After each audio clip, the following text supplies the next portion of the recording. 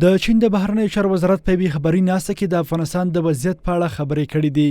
د دې وزارت بیان دا وایي هیواد یې چمتو دی چې افغانستان سره د ترهګرۍ ضد مبارزې برخه کې مرسته وکړي. چین هر ډول ترهګریز فعالیتونه په کلکه غندي او د افغانستان امنیتي وضعیت له نږدې څاري. موږ د هر ډول ترهګریزو فعالیتونو او تاوتریخوالي پر وړاندې د مبارزې او همداراز د امنیت د ټینګښت په برخو کې د افغانستان د هڅو ملاتړ ته دوام ورکوو. د اسلامي امارت بیان د چین د بهرنیو چارو وزارت څرګندونو ته په غبرګون کې وایي چاته اجازه نه ورکوي چې د افغانستان خاوره د نور هیوادونو پر ضد وکاروي. ذبیح الله مجاهد د افغانستان په اقتصادي او سیاسي برخه کې د هیوادونو پر مرستې ټینګار کوي. موږ اطمینان لرو چې د افغانستان له خاورې نه د هېڅ هېواد لپاره هم تهدید نه ده متوجه.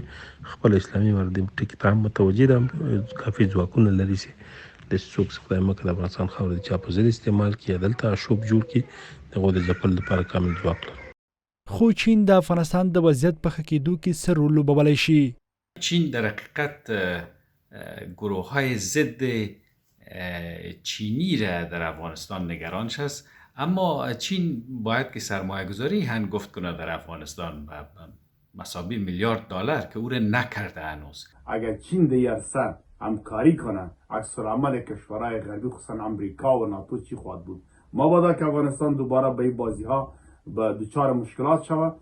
چین په داسې حال کې له ترهګرۍ سره د مبارزې برخه کې د افغانستان د هلو ځلو خبره کوي چې تر دې وړاندې هند، پاکستان، روسیې، امریکا، ایران، تاجکستان او ازبکستان هم په دې اړه اندېښنه ښودلې وه.